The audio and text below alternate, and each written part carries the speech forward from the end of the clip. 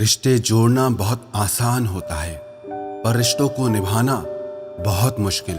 जो रिश्ते हम अपनी खुशी के लिए जोड़ते हैं, वही रिश्ते आजकल हमारे अधिकतर दुखों की वजह बनते जा रहे हैं। बाहर से चाहे आप कितने ही खुश हों, पर अगर आप अपने रिश्तों से खुश नहीं, तो बाहर की खुशियां कुछ मायने नहीं रखती। रिश्ते और परिवार बनाना आसान है, पर परिवार को खुश और जोड़कर रखना बहुत मुश्किल है। मुझसे बहुत सारे लोगों ने अपने सवाल पूछे हैं कि हमारे घर में खुशी नहीं है, हमारे पेरेंट्स आपस में झगड़ा करते हैं, घर में दो भाइयों की नहीं बनती, सास बहू की नहीं बनती, कहीं आपस में देवरानियों की नहीं बनती। किसी ने मुझे बताया कि हमारे घर वाले तंत्र मंत्र के चक्कर में पड़ गए हैं। ये स्टोन पहन लो तो घर में शांति होगी, ये स्टोन घर में रख लो तो घर में शांति होगी। अगर ये सब करने से घर में शांति होती तो आज हर घर में शांति हो जाती। जब तक आप सारे झगड़े कलह कलेश का कारण नहीं समझोगे, तब तक घर में शांति कभी नहीं आएगी। आपके घर के जितने भी झगड़े हैं, उनके 5 मुख्य कारण हैं। पहला, मनी। दूसरा, लैक ऑफ अंडरस्टैंडिंग। तीसरा, इररिस्पॉन्सिबिलिटी। चौथा, एक्सपेक्टेशंस।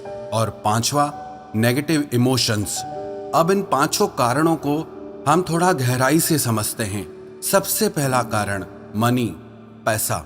ये अधिकतर देखा गया है जहां पर ना जॉइंट फैमिली होती है, बड़ा परिवार होता है, वहां पे पैसों को लेकर के बहुत झगड़े होते रहते हैं कि एक को ज्यादा मिल रहा है, दूसरे को कम मिल रहा है। और अगर बिजनेस भी एक ही है, जॉइंट बिजनेस है, तो फिर झगड़े और बढ़ जाते हैं। आप कोशिश करें, अगर घर में 2 या उससे ज्यादा भाई हैं, तो सबका बिजनेस अलग हो। चाहे रहने के लिए घर भले एक हो, पर बिजनेस सेपरेट होने से आपस में फाइनेंशियल क्लैशेस नहीं होते हैं। और अगर मजबूरी है, एक ही बिजनेस करना ही पड़े, तो एक इनकम का सोर्स आपके पास अलग से होना चाहिए। जॉइंट बिजनेस करना बुरा नहीं है, पर आज के युग में उसे इक्वली मैनेज करना, सब में बराबर बराबर बांटना बहुत मुश्किल हो जाता है।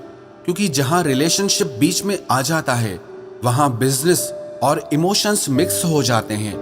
और जहां भी बिजनेस में इमोशंस मिक्स हो जाते हैं, वहां फाइनेंशियल प्रॉब्लम्स आना शुरू हो जाती हैं।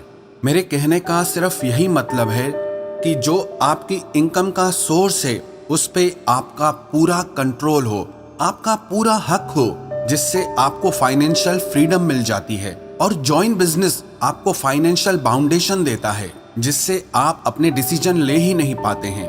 और यही चीज आपकी फैमिली में प्रॉब्लम क्रिएट करती है। मैं ये नहीं कह रहा कि सबके साथ ऐसा होता है, पर अधिकतर केसेस में ऐसा ही देखा जाता है। तो अगर एक घर में 2 भाई हैं या 2 से ज्यादा भाई हैं, तो हर किसी को अपनी अपनी फाइनेंशियल फ्रीडम होनी चाहिए। हर किसी के इनकम का एक अलग सोर्स होना चाहिए, जिससे आपके बीच में कोई भी फाइनेंशियल प्रॉब्लम हो ही नहीं सकती। और दूसरा कारण है लैक ऑफ अंडरस्टैंडिंग। एक दूसरे को ठीक से ना समझने की वजह से भी घर में झगड़े शुरू हो जाते हैं। इसके लिए आप एक दूसरे के नेचर, हैबिट्स, इच्छाओं, खुशी और दुख को समझने की कोशिश करें और वैसा ही एक दूसरे के साथ चलें, जिससे आप लोग एक दूसरे को खुश रख पाएं। एक इंसान अपने आप में पूरी दुनिया होता है, तो जब 2 लोग आपस में जुड़ते हैं, तो 2 दुनिया आपस में जुड़ जाती हैं। और आप ऐसे कैसे सोच सकते हैं कि दोनों एक जैसे होंगे? एक दूसरे के डिफरेंसेस को समझो, और जब आप एक दूसरे को गहराई से समझ पाएंगे, तभी एक दूसरे के सुख दुख को भी आप ठीक से समझ पाएंगे। और तभी आप लोगों के बीच में एक स्ट्रॉन्ग कनेक्शन होगा, एक मैच्योरिटी डेवलप होगी। जहां अंडरस्टैंडिंग ही नहीं है, वहां लोग शादी के बाद भी बच्चों जैसे लड़ाई करते रहते हैं। तो ये बहुत जरूरी है कि आप एक दूसरे को गहराई से अंडरस्टैंड करके उनके साथ deep connection, soul connection establish करें। जितनी समझ आप में अच्छी होगी, उतने आप रिश्तों में खुश रहोगे। और तीसरा कारण, इररिस्पॉन्सिबिलिटी।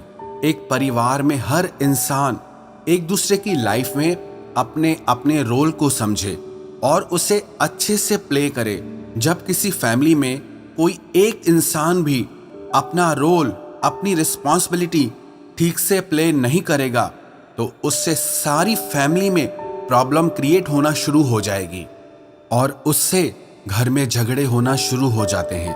और उसी की वजह से लोग एक दूसरे की लाइफ में इंटरफेयर करना शुरू कर देते हैं, एक दूसरे को टोकना शुरू कर देते हैं कि तुम्हारे अंदर ये कमी है, तुमने ये नहीं किया, तुमने वो नहीं किया, तुमने मेरे लिए किया ही क्या है, तुमने मुझे कोई खुशी ही नहीं दी है। और फिर ऐसे झगड़े बढ़ते ही जाते हैं। जब आप अपनी रिस्पॉन्सिबिलिटीज भूल जाते हैं तो आप चाहें या ना चाहें पर दूसरे लोग उससे हर्ट होते हैं, उन्हें इस बात से दुख पहुंचता है। फिर इसी कारण वो आपके साथ अच्छा बिहेव नहीं करते, क्योंकि जब आपने उन्हें कोई खुशी नहीं दी तो आप कैसे उनसे अच्छे बिहेवियर की उम्मीद कर सकते हैं। फिर उनका बिहेवियर भी आपके प्रति रूड हो जाता है। फिर आपको लगता है कि वो आपके साथ गलत चलते हैं और उन्हें ये लगता है कि आप उनके साथ सही नहीं चलते हैं। और इसमें फैसला करना मुश्किल हो जाता है कि कौन सही है और कौन गलत है। जैसे पति का फर्ज है अपनी वाइफ की हर जरूरी फाइनेंशियल नीड्स को पूरा करे। मैं नीड्स की बात कर रहा हूँ, वांट्स की नहीं। नीड्स वो होती हैं जो जरूरी होती हैं, वांट्स वो होती हैं जो उतना जरूरी नहीं होती हैं। तो जो लाइफ की नीड्स हैं उस पे भी वाइफ को अगर मन मारना पड़े तो वो अपने हस्बैंड से कभी खुश नहीं हो सकती। ऐसे ही वाइफ की रिस्पॉन्सिबिलिटी है कि वो अपने हस्बैंड को सर्विस दे, घर को मैनेज करे। ये मैं उन लोगों की बात कर रहा हूँ जहाँ हस्बैंड अर्न करता है और वाइफ घर को संभालती है। और अगर दोनों काम करते हैं, दोनों कमाते हैं, तो फिर दोनों का फर्ज है कि वो हर काम को आधा आधा बांट ले, चाहे वो घर का काम हो चाहे वो फाइनेंशियल नीड्स हो। याद रखना, कोई भी नौकर आपके लिए वो सब कभी कर ही नहीं सकता जो एक पति पत्नी एक दूसरे के लिए कर सकते हैं। एक पति पत्नी की म्यूचुअल ये रिस्पॉन्सिबिलिटी है कि वो एक दूसरे को सपोर्ट करें, प्यार दें, रिस्पेक्ट करें। चाहे आप पति पत्नी हैं पर एक दूसरे को कुछ भी कह देने का हक आपको बिल्कुल भी नहीं है। हर इंसान इज्जत, रिस्पेक्ट डिजर्व करता है और अगर आप भी किसी को इज्जत देंगे तो ही आपको इज्जत मिलेगी। ऐसे ही एक फैमिली में बच्चों की भी रिस्पॉन्सिबिलिटी होती है। एक सर्टेन एज तक स्टडी करने के बाद बच्चों की ये रिस्पॉन्सिबिलिटी है कि अपने मम्मी पापा की, अपने पेरेंट्स की रिस्पॉन्सिबिलिटी में उनका हाथ बटाएं। उनके ऊपर जो लोड है उसको कम करने में बच्चे अपने पेरेंट्स की हेल्प करें। और जिस घर में बच्चे कोई रिस्पॉन्सिबिलिटी नहीं उठाते तो उनके पेरेंट्स अपने बच्चों से खुश नहीं होते। फिर कहीं ना कहीं पेरेंट्स को भी लगता है जब हमारे बच्चे कोई रिस्पॉन्सिबिलिटी उठा ही नहीं रहे तो हम उन्हें हर बात की आज़ादी कैसे दें। और जब बच्चों को फ्रीडम नहीं मिलती है तो उन्हें ये लगता है कि हमारे पेरेंट्स हमको हर बात में रोकते हैं, अपने ही पेरेंट्स उन्हें दुश्मन लगने लगते हैं। तो फैमिली का चाहे कोई भी मेंबर हो, अगर वो अपनी रिस्पॉन्सिबिलिटी ठीक से प्ले नहीं करेगा तो उससे आपके घर में प्रॉब्लम्स क्रिएट होना शुरू हो जाती हैं। तो ये बहुत जरूरी है कि फैमिली का हर मेंबर अपनी रिस्पॉन्सिबिलिटी को रियलाइज करे और उसे सही से पूरा करे। और चौथा कारण है एक्सपेक्टेशंस, उम्मीदें रखना। जब हम एक दूसरे से एक्सपेक्ट करते हैं कि उसे ऐसा करना चाहिए, उसे ऐसा नहीं करना चाहिए, मुझे इसकी ये बात नहीं पसंद, वो बात नहीं पसंद, तो वहां पर तो पक्का झगड़े शुरू हो जाते हैं। जरा सोचो, आप अगर आपको उसकी बातें नहीं समझ आ रही, नहीं पसंद आ रही, तो क्या उसे आपकी बातें समझ आती हैं, पसंद आती हैं? कुछ कमियां अगर उसमें हैं तो कुछ कमियां आप में भी है। और यही एक हैप्पी फैमिली का सीक्रेट है कि एक दूसरे की कमियों को समझकर उसे स्वीकार कर लेना। कई बार हम कहते हैं ना कि उनकी बातों का आप बुरा मत मानना, उनका नेचर ही ऐसा है, पर इंसान अच्छे हैं। तो एक दूसरे के नेचर, हैबिट या विचारों को लेकर उन्हें जैसे वो हैं वैसे ही स्वीकार कर लो। एक्सपेक्टेशंस को छोड़कर एक्सेप्टेंस अपने रिश्तों में लाएं।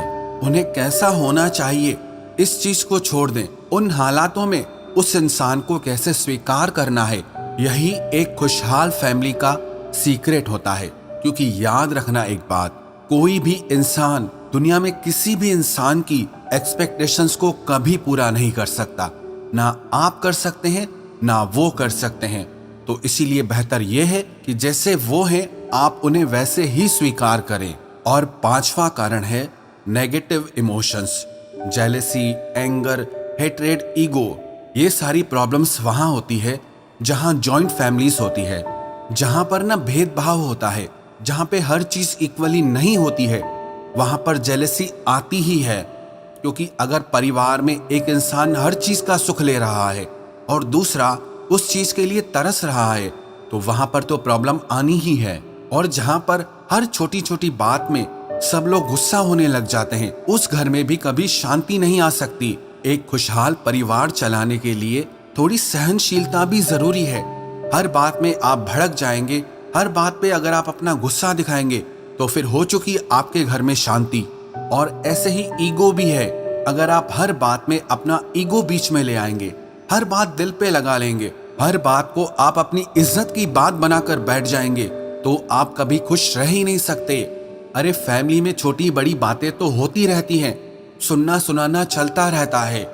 जिस इंसान में थोड़ी सहन शक्ति नहीं है, थोड़ा धीरज नहीं है, वो अपने परिवार को खुश रख ही नहीं सकता।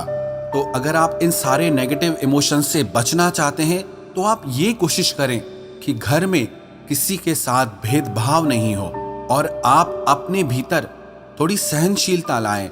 हर बात पे गुस्सा ना दिखाएं, हर बात को आप अपने ईगो पे ना लें। अगर आप अपने घर में परिवार में शांति चाहते हैं, इन कलह कलेश से छूटना चाहते हैं, इन झगड़ों से, इन प्रॉब्लम से छूटना चाहते हैं, तो ये पांचों बातें आपको अपनी फैमिली में करनी ही होगी। जैसे ना हमारे हाथ में 5 फिंगर्स होती हैं, अब अगर इनको आपस में मिलाना हो तो सबको थोड़ा थोड़ा झुकना पड़ेगा। अगर ये सारी अपनी अकड़ में खड़ी रहें तो ये आपस में कभी नहीं मिल सकती। और जैसे ही ये पांचों झुक जाएंगी तो ये आराम से आपस में मिल सकती हैं। ऐसे ही परिवार में भी जब सारे लोग झुकना सीख जाते हैं, सहना सीख जाते हैं, बातों को समझना सीख जाते हैं, तो उस घर में हमेशा शांति और खुशहाली बनी रहती है।